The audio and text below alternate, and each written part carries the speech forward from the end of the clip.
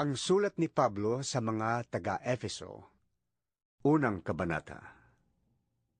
Mula kay Pablo, na naging apostol ni Kristo Jesus ayon sa kalooban ng Diyos, para sa mga hinirang na nasa Efeso at nagpapasakop kay Kristo Jesus. Sumainyo nawa ang pagpapala at kapayapaang mula sa Diyos na ating Ama at sa Panginoong Hesukristo. Purihin ang Diyos at Ama ng ating Panginoong Hesukristo. Pinagkalooban niya tayo ng lahat ng pagpapalang espiritual at makalangit dahil sa ating pakikipag-isa kay Kristo. Bago palikhain ang sanlibutan, ay hinirang na niya tayo upang maging Kanya sa pamamagitan ng ating pakikipag-isa kay Kristo, upang tayo'y maging banal at walang kapintasan sa harap niya. Dahil sa pag-iibig ng Diyos, tayo'y Kanyang pinili upang maging anak niya sa pamamagitan ni Hesukristo. Iyan ang Kanyang layunin at kalooban. Purihin natin siya dahil sa Kanyang kahangahangang pagkalinga sa atin sa pamamagitan ng Kanyang minamahal na anak. Tinubos tayo ni Kristo sa pamamagitan ng Kanyang dugo, at sa gayon ay pinatawad na ang ating mga kasalanan. Ganoong kadakila ang kagandahang loob na ibinigay niya sa atin. Sa pamamagitan ng Kanyang karunungan at kaalaman, ipinaunawa sa atin ng Diyos ang Kanyang lihim na layunin na isa sa katuparan sa pamamagitan ni Kristo pagdating ng takdang panahon. Ang layunin niyang ito ay pag-isahin ang lahat ng nilikha sa langit at sa lupa, at si Kristo ang Pangulo. Dahil kay Kristo, kami naging bayan ng Diyos na siyang nagsagawa ng lahat ng bagay ayon sa Kanyang layunin at kalooban. Kami hinirang niya noong panguna para sa Kanyang ikararangal. Kaming mga unang umasa sa Kanya. Kayo man ay naging bayan ng Diyos matapos ninyong marinig ang salita ng katotohanan, ang magandang balita na nagdudulot ng kaligtasan. Sumampalataya kayo kay Kristo, kaya't ipinagkaloob sa inyo ang Espiritu Santo na ipinangako ng Diyos bilang tatak ng pagkahirang sa inyo. Ang Espiritu ang katibayan na makakamit natin ang mga pangako ng Diyos sa atin, hanggang kamta natin ang lubos na kaligtasan. Purihin natin ang Kanyang kadakilaan. Kaya nga, mula nang mabalitaan ko ang tungkol sa inyong pananalig sa Panginoong Hesus at ang inyong pag-ibig sa lahat ng Kanyang hinirang, walang tigil ang pasasalamat ko sa Diyos para sa inyo tuwing ipinapanalangin ko kayo. Hinihiling ko sa Diyos ng ating Panginoong Hesukristo, ang maluwalhating Ama, na ipagkaloob niya sa inyo ang Espiritu na nagbibigay ng karunungan at nagpapahayag tungkol sa Diyos upang lubos niyo siyang makilala. Naway liwanagan ng Diyos ang inyong isip upang malaman ninyo kung ano ang inyong inaasahan sa Kanyang pagkatawag sa inyo, kung ano ang kalwalhatiang inilaan niya para sa Kanyang mga banal, at kung ano ang di masukat na kapangyarihang kaloob niya sa atin na mga nananalig sa Kanya. Ang kapangyarihan ding yon ang muling bumuhay kay Kristo at nag-upo sa Kanya sa kanan ng Diyos sa kalangitan. Kaya't nasa ilalim ng kapangyarihan ni Kristo ang lahat ng paghahari, kapamahalaan, kapangyarihan, at pamunuan sa kalangitan.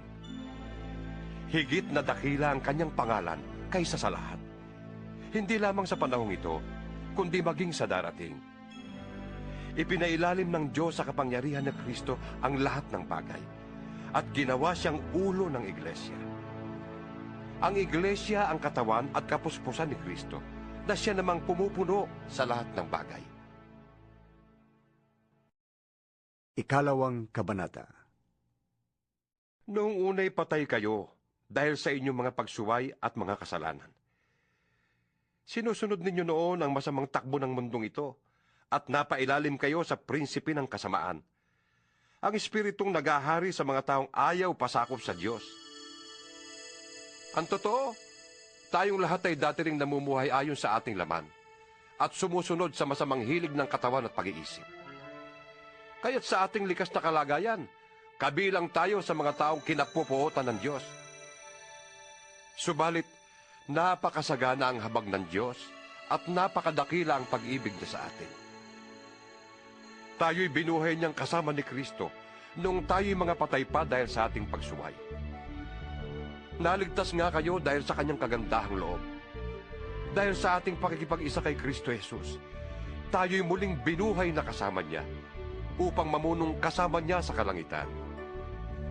Ginawa niya ito upang sa darating na mga panahon ay maipakita niya ang di masukat na kasaganaan ng kanyang kagandahang loob sa pag-ibig niya sa atin sa pamamagitan ni Kristo Jesus. Naligtas kayo dahil sa kagandahang loob ng Diyos sa pamamagitan ng inyong pananalig.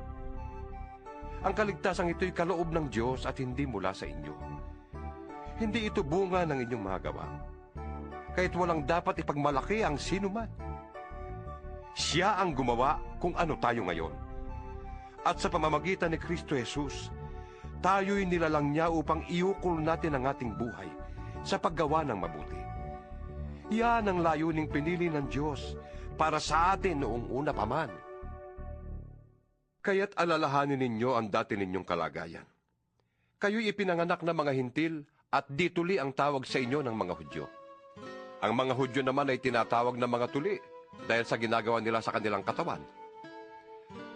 Noong panahong yun, hiwalay kayo kay Kristo, hindi kabilang sa bayang Israel, at di saklaw ng tipang nababatay sa mga pangako ng Diyos. Nooy nabubuhay kayong walang pag-asa at walang Diyos. Ngunit ngayon, dahil sa inyong pakikipag-isa kay Kristo Jesus, kayong dati malayo ay inilapit sa pamamagitan ng kanyang dugo. Pinagkasundo niya tayo. Ang mga Hudyo at ang mga hintil ay kanyang pinag-isa. Sa pamamagitan ng kanyang katawan, pinawi niya ang alitan na parang pader na naghihiwalay sa atin. Pinawalang bisa niya ang kautusang pawang mga utos at alituntunin, upang ang dalawang pangkat ay maging isang bayan na lamang at sa ganito'y maghari ang kapayapaan. Sa pamamagitan ng kanyang kamatayan sa krus, winakasan niya ang alitan ng dalawang pangkat. Pinagkasundo sila sa Diyos at pinagbuklod sa iisang katawan. Naparito nga si Kristo at ipinangaral niya sa lahat ang magandang balita ng kapayapaan. Sa inyong mga hintil na malayo sa Diyos, at sa mga Hudyo na malapit sa Kanya. Dahil kay Kristo, tayo'y kapwa nakakalapit sa Ama sa pamamagitan ng iisang Espiritu. Sa makatuwid, hindi na kayo dayuhan o taga-ibang bansa, kundi kababayan na ng mga hinirang ng Diyos at kabilang sa Kanyang sambahayan. Tulad ng isang gusali, kayo'y itinayo sa pundasyong inilagay ng mga apostol at mga propeta, na ang batong panulukan ay si Kristo Jesus. Sa pamamagitan niya, ang bawat bahagi ng gusali ay nagkakaugnay-ugnay at nagiging isang templong banal ng Panginoon. Dahil din sa inyong pakikipag-isa sa Kanya, kayo man ay kasama nilang naging bahagi ng tahanan ng Diyos sa pamamagitan ng Espiritu. Ikatlong Kabanata. Kaya nga akong si Pablo ay naging bilanggo, dahil kay Kristo Jesus alang-alang sa inyong mga hintil.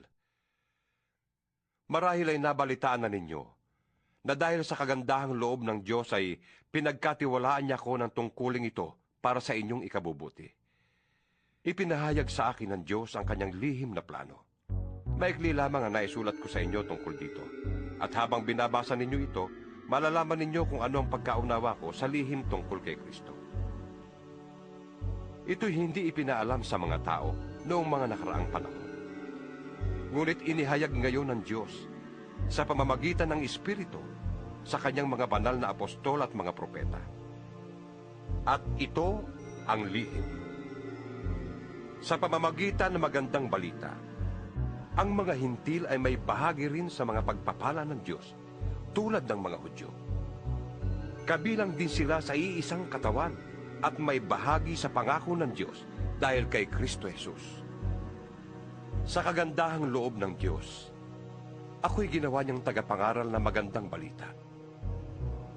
Ang tungkuling ito'y ibinigay niya sa akin sa pamamagitan ng kanyang kapangyarihan. Ako ang pinakahamak sa mga hinirang ng Diyos.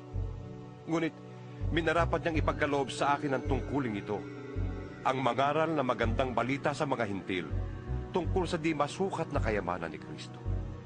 At magpaliwanag sa lahat kung paano isasagawa ng Diyos ang kanyang lihim na plano.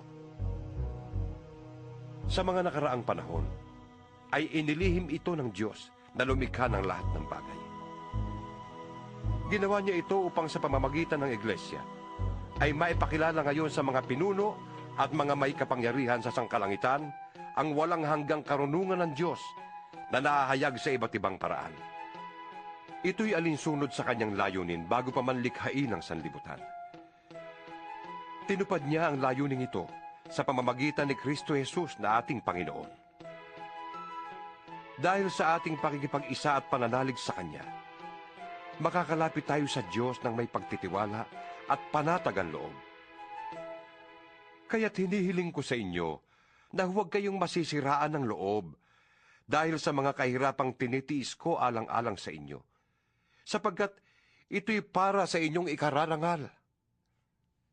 Dahil dito, ako'y lumuluhod sa Ama na siyang pinagmula ng bawat sambahayan sa langit at sa lupa.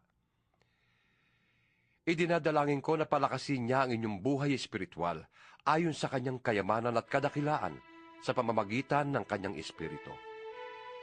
Naway manatili si Kristo sa inyong mga puso sa pamamagitan ng inyong pananalig sa Kanya.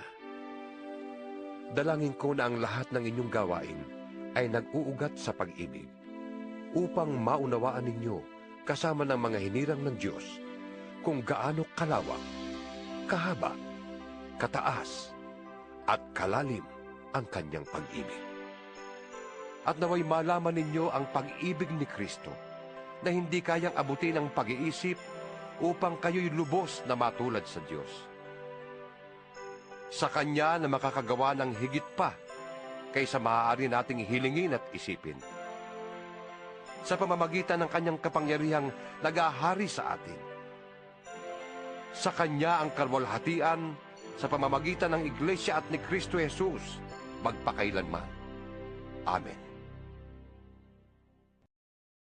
Ika-4 na kabanata. Kaya't ako na isang bilanggo dahil sa Panginoon, ay nakikiusap sa inyo na mamuhay kayo gaya ng nararapat sa mga tinawag ng Diyos. Kayo'y maging mapagpakumbaba, malumanay at matyaga. Magmahalang kayo at magpasensya sa isa't isa. Sikapin ninyong mapanatili ang pagkakaisa na kaloob ng Espiritu sa pamamagitan ng pamumuhay sa kapayapaan bilang magkakapatid.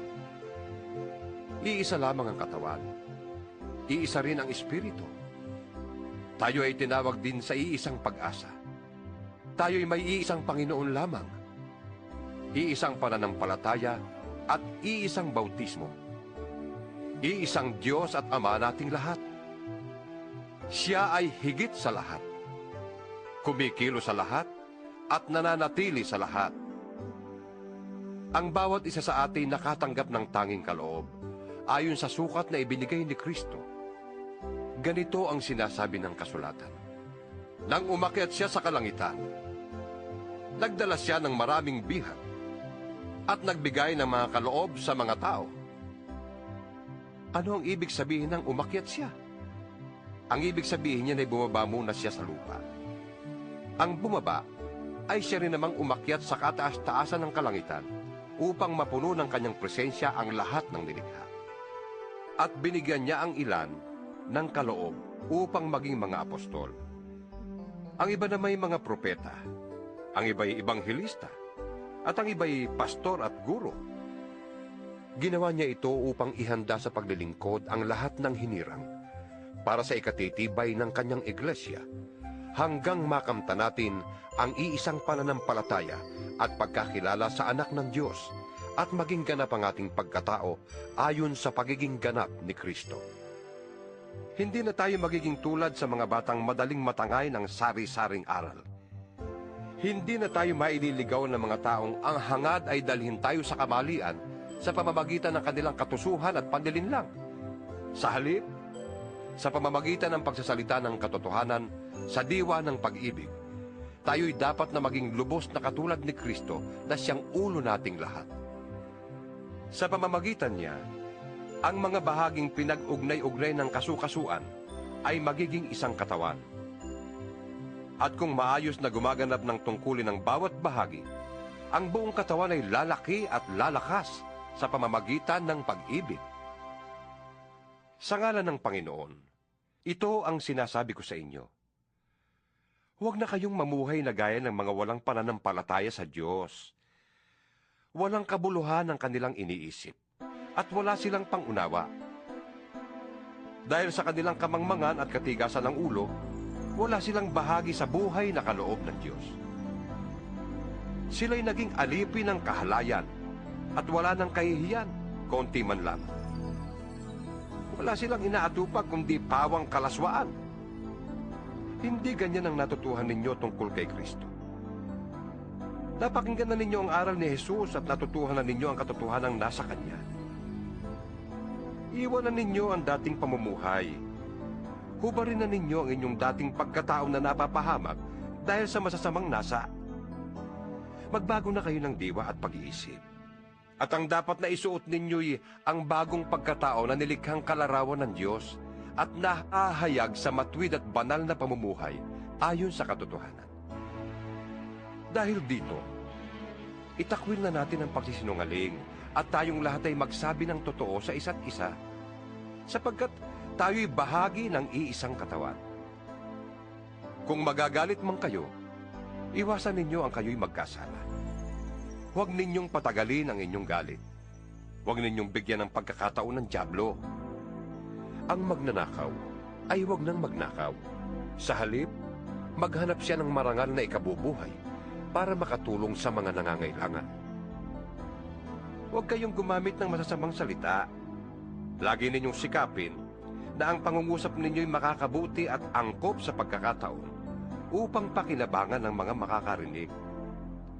At huwag ninyong dulutan ng sama ng loob ang banal na Espiritu ng Diyos, sapagkat siya ang tatak ng Diyos sa inyo, ang katibayan na kayo'y tutubusin pagdating ng taktang araw. Alisin na ninyo ang lahat ng sama ng loob, poot at galit. Huwag na kayong mambubulyaw, manlalait at mananakit ng damdamin ng kapwa. Sa halip, maging mabait kayo at maawain. Magpatawad kayo sa isa't isa, tulad ng pagpapatawad sa inyo ng Diyos dahil kay Kristo. Ikalimang kabanata. Yamang kayo'y mga anak na minamahal ng Diyos. Tularan niyo siya. Mamuhay kayong puno ng pag-ibig tulad ni Kristo. Dahil sa kanyang pag-ibig sa atin, inialay niya ang kanyang buhay bilang mabangong alay at handog sa Diyos. Kayo'y mga hinirang ng Diyos, kaya't hindi dapat mabanggit man lamang na kayo'y nakikiapid o gumagawa ng anumang uri ng kahalayan o pag-iimbot. Huwag din kayong gagamit ng anumang malaswa o walang kabuluhang pananalita at pagbibirong di nararapat. Sa halip, magpasalamat kayo sa Diyos. Alam na ninyong walang bahagi sa kaharian ni Kristo at ng Diyos ang taong nakikiapid, mahalay, o sakim, sapagkat ang kasakiman ay isang uri ng pagsamba sa Diyos-Diyusan. Huwag kayong padaya kanino man sa pamamagitan ng mga pangangatwirang walang kabuluhan, sapagkat dahil nga sa mga ito, ang Diyos ay napupuot sa mga suwail. Kaya't huwag kayong makikisama sa kanila. Dati, kayo'y nasa kadiliman, ngunit ngayon nasa kaliwanagan na, sapagkat kayo'y nasa Panginoon. Mamuhay kayo ngayon ng nararapat sa mga taong nasa liwanag, sapagkat pawang mabuti, matuwid at totoo ang ginagawa ng namumuhay sa liwanag. Pag-aralan ninyo kung anong kalugod-lugod sa Panginoon. Huwag kayong makikisama sa mga taong gumagawa ng mga bagay na walang ibinubungang kabutihan. Sa halip, ay ibunyag ninyo ang mga iyon. Kahiyahiyang mabanggit man lamang ang mga bagay na iyon na ginagawa nila ng lihim. Ang lahat ng nalalantad sa liwanag ay nakikilala kung ano talaga iyon, at nalalantad ang lahat dahil sa liwanag. Kaya't sinasabi, gumising ka, ikaw na natutulog. Bumangon ka mula sa mga patay, at liliwanagan ka ni Kristo. Kaya't mag-ingat kayo kung paano kayo namumuhay. Mamuhay kayong tulad ng matatalino at di tulad ng mga mangmang. Samantalahin ninyo ang bawat pagkakataon na kayo'y makagawa ng mabuti, sapagkat punong-puno ng kasamaan ang daigdig ngayon. Huwag kayong maging hangal. Unawain ninyo kung ano ang kalooban ng Panginoon. Huwag kayong maglalasing, sapagkat mauuwi yan sa magulong pamumuhay. Sa halip ay dapat kayong mapuspos ng Espiritu. Mag-awitan kayo ng mga salmo, mga himno, at mga awiting espiritual. Buong puso kayong umawit at magpuri sa Panginoon. Lagi kayong magpasalamat sa Diyos na ating Ama dahil sa lahat ng bagay, sa pangalan ng ating Panginoong Hesukristo. Pasakop kayo sa isa't isa bilang tanda ng inyong paggalang kay Kristo. Mga babae, pasakop kayo sa inyong asawa, tulad ng pagpapasakop ninyo sa Panginoon. Sapagkat ang lalaki, ang ulo ng kanyang asawa. Tulad ni Kristo, na siyang ulo ng iglesia, na kanyang katawan, at siyang tagapagligtas nito. Kung paanong nasasakop ni Kristo ang iglesia, gayon din naman, ang mga babae ay dapat pasakop ng lubusan sa kanilang asawa. Mga lalaki, ibigin ninyo ang inyong asawa, na gaya ng pag-ibig ni Kristo sa iglesia. Inihandog niya ang kanyang buhay para sa iglesia, upang ialay ito sa Diyos, matapos linisin sa pamamagitan ng tubig at ng salita. Ginawa niya ito upang ang iglesia ay maiharap niya sa kanyang sarili na maganda, banal, walang kapintasan, batik, o kulubot man. Gayon din naman, dapat mahalin ng mga lalaki ang kanilang asawa tulad ng sarili nilang katawan. Ang lalaking nagmamahal sa kanyang asawa ay nagmamahal sa kanyang sarili. Walang taong namumuhi sa sarili niyang katawan. Sa halip, ito'y pinapakain at inaalagaan, tulad ng ginagawa ni Kristo sa iglesia. Tayo nga'y mga bahagi ng kanyang katawan, gaya ng sinasabi sa kasulatan. Iiwan ng lalaki ang kanyang ama't ina, at magsasama sila ng kanyang asawa, at sila'y magiging isa. Isang malalim na katotohanan ang inihahayag nito. At para sa akin, ang tinutukoy nito ay ang kaugnayan ni Kristo sa iglesia. Kaya't kayong mga lalaki, mahalin ninyo ang inyong asawa gaya ng inyong sarili. Mga babae, igalang naman ninyo ang inyong asawa. Ika-6 na kabanata. Mga anak, sundin ninyo ang inyong mga magulang, alang-alang sa Panginoon, sapagkat ito ang nararapat. Igalang mo ang iyong ama at ina. Ito ang unang utos na may kalakip na pangako. Ikaw ay giginhawa at hahaba ang iyong buhay sa lupa. Mga magulang, huwag ninyong itulak na magalis sa inyo ang inyong mga anak. Sa halip, palakihin niyo sila ayon sa disiplina at turo ng Panginoon. Mga alipin, sundin ninyo ang inyong mga amo dito sa lupa ng may buong paggalang, takot at katapatan, na parang si Kristo ang inyong pinaglilingkuran. Gawin ninyo yan, may nakakakita man o wala, hindi upang mapuri ng mga tao, kundi dahil sa kayo'y mga lingkod ni Kristo at kusang loob na sumusunod sa kalooban ng Diyos. Maglingkod kayo ng masaya ang kalooban, na parang sa Panginoon kayo naglilingkod at hindi sa tao. Sapagkat alam ninyong gagantimpalaan ng Panginoon ang bawat mabuting gawa ninuman, maging alipin o malaya. Mga amo, maging mabuti kayo sa inyong mga alipin, at huwag silang pagbabantaan. Huwag ninyong kalilimutan na kayo'y parehong alipin ng iisang Panginoon na nasa langit, at hindi nagtatangi kanino man. Bilang pagwawakas, magpakatibay kayo sa lakas na galing sa Panginoon at sa kanyang dakilang kapangyarihan. Gamitin ninyo ang lahat ng kagamitan at sandatang kaloob ng Diyos upang mapaglabanan ninyo ang mga pakana ng dyablo. Sapagkat Hindi sa tao tayo nakikipaglaban, kundi sa mga pinuno, mga may kapangyarihan, at sa mga tagapamahala ng kadilimang umiiral sa sanlibutan ito, ang mga hukbong espiritual ng kasamaan sa himpapawid. Kaya't isuot ninyo ang kasuotang pandigma na mula sa Diyos. Sa gayon, makakalaban kayo kapag dumating ang masamang araw na sumalakay ang kaaway, upang pagkatapos ng labanan, ay matatag pa rin kayong nakatayo. Kaya't maging handa kayo. Ibigkis sa inyong baywang ang pamigkis ng katotohanan at itakip sa dibdib ang panangga ng pagkamatuwid. Isuot ninyo ang sandalyas ng pagiging handa sa pangangaral ng magandang balita tungkol sa kapayapaan. Lagi ninyong gawing kalasag ang pananampalataya na siyang papatay sa lahat ng nagliliyab na palaso ng diablo. Isuot ninyo ang helmet ng kaligtasan at gamitin ang tabak ng Espiritu na walang iba kundi ang salita ng Diyos. Ang lahat ng ito'y gawin ninyo na may panalangin at pagsamo. Manalangin kayo sa lahat ng pagkakataon, sa patnubay ng Espiritu. Lagi kayong maging handa at patuloy na ipanalangin ang lahat ng hinirang ng Diyos. Ipanalangin din ninyong ako'y pagkalooban ng wastong pananalita upang buong tapang kong maipahayag ang hiwaga ng magandang balitang ito. Dahil sa magandang balitang ito, ako'y sinugo at ngayon nakabilanggo. Kaya't ipanalangin ninyong maipahayag ko ito ng buong tapang gaya ng nararapat.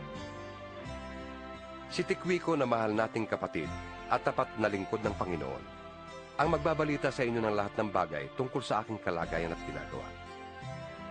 Kaya't sinusugo ko siya sa inyo upang malaman ninyo ang aming kalagayan at upang palakasin ang inyong loob. Naway ipagkaloob ng Diyos Ama at ng Panginoong Hesukristo sa lahat ng mga kapatid ang kapayapaan at ang pag-ibig na kalakip ng pananampalataya. Ang pagpapala ng Diyos ay sumainyong lahat. Sa inyo na umiibig ng walang maliw sa ating Panginoong Hesukristo.